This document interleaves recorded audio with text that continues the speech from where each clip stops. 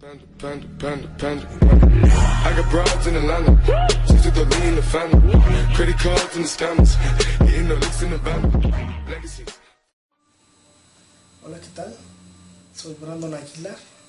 Soy estudiante de la Universidad Abierta y a Distancia de México. Estoy actualmente cursando el sexto semestre de Gestión y Administración de Empresas enfocado a las pymes. Pues bien, el motivo de este video es introducirnos en materia de normatividad fiscal. En esta que es la primera actividad bajo el título de Fundamentos de la normatividad fiscal en las pymes. Los temas que abordaré en este espacio son finanzas públicas, política fiscal, política del gasto público y presupuesto. También explicaré las funciones y elementos de los conceptos que ya antes mencioné. Bien, vamos con las partes propiamente dichas de este video. En esta materia de normatividad fiscal, como premisa tenemos que se entiende como tal al conjunto de lineamientos estipulados en los distintos reglamentos nacionales, como la Carta Magna, el Código Fiscal de la Federación, la Ley de Ingresos de la Federación, entre otras normas que delimitan a vigilar y regir el cumplimiento de los mismos entre las personas físicas y morales, con el fin de impulsar acciones para el desarrollo del pleno de la nación en infraestructura y desarrollo social e integral de la misma. Con lo que mencioné, quiero decir que la normatividad fiscal regulará los ingresos obtenidos por los distintos organismos como pueden ser municipales, federales o estatales. Por ejemplo, los impuestos prediales, los impuestos sobre la rentabilidad de las empresas o las tenencias de los autos, por mencionar algunos. Pues bien, estos son regulados para implementarlos en beneficio de la nación, en escuelas, carreteras y otras obras públicas que aquí no menciono, pero todos estamos conscientes de que las hay. Ahora bien, dentro de las finanzas públicas, permítanme explicar los elementos que integran a estas.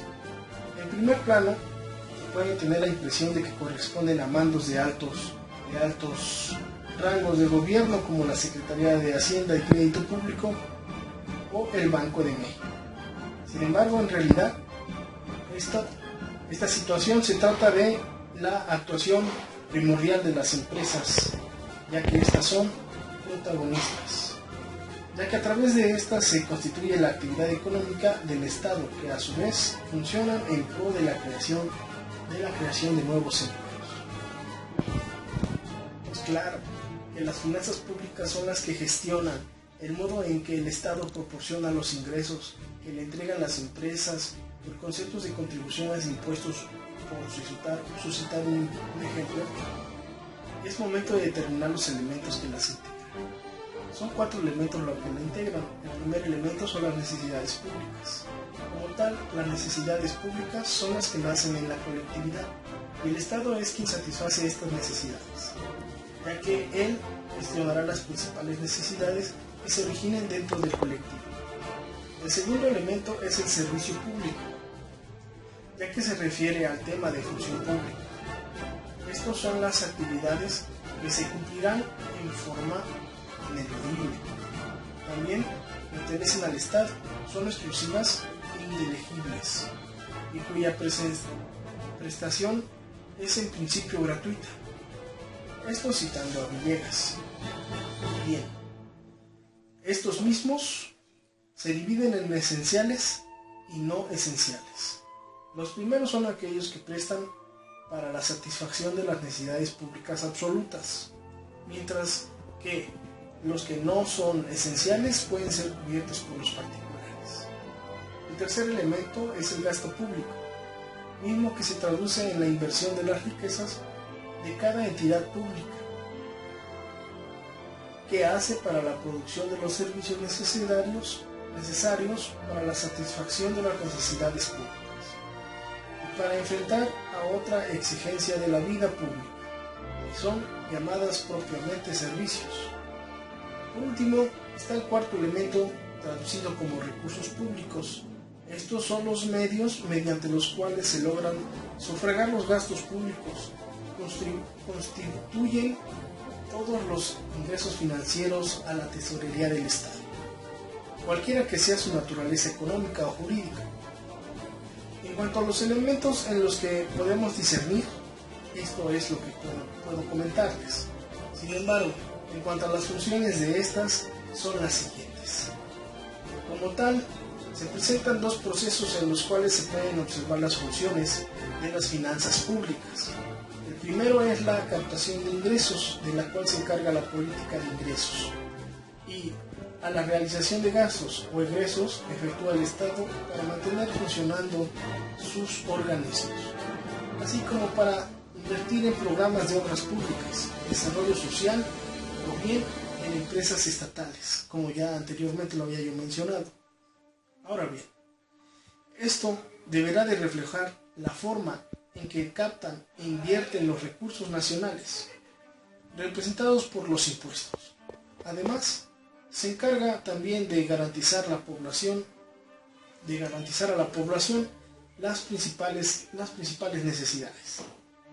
La función del gasto es programar y proyectar los egresos y cantidades emitidas para el cumplimiento de las actividades nacionales. Ahora ya tenemos más claro lo que son las finanzas públicas, ¿cierto? Bueno, es momento de continuar con el tema política fiscal. La política fiscal es una disciplina de la política económica centrada en la gestión de los recursos de un Estado y su administración. Está en manos del gobierno del país, quien controla los niveles de gastos e ingresos mediante variables de los impuestos y el gasto público para mantener un nivel de estabilidad económica. Los elementos y las funciones de estos están en base a que existen dos tipos de política fiscal. Expansiva es la primera, misma que genera un déficit en los presupuestos de Estado, es decir, una situación en la que el gasto público es superior a los ingresos fiscales. Bien, esta se financia mediante la impresión de una deuda pública. Los mecanismos a seguir o que se usan son su aumento al gasto público para aumentar la producción y reducir el paro, o aumentar el gasto privado, bajando los impuestos para aumentar la rentabilidad de las empresas. Se denomina expansiva ya que se ejecuta para estimular el crecimiento económico y hacer crecer los empleos. Y la política fiscal restrictiva, por otra parte, genera un superávit en los presupuestos del Estado, es decir, una situación en la que el gasto público es inferior a los gastos fiscales. Los mecanismos son los contrarios que en la expansiva. Primero, se reduce el gasto público para bajar la demanda y por tanto la producción, o se reduce el gasto privado subiendo los impuestos para que los ciudadanos tengan una renta menor, disminuya el consumo y con ello la demanda económica.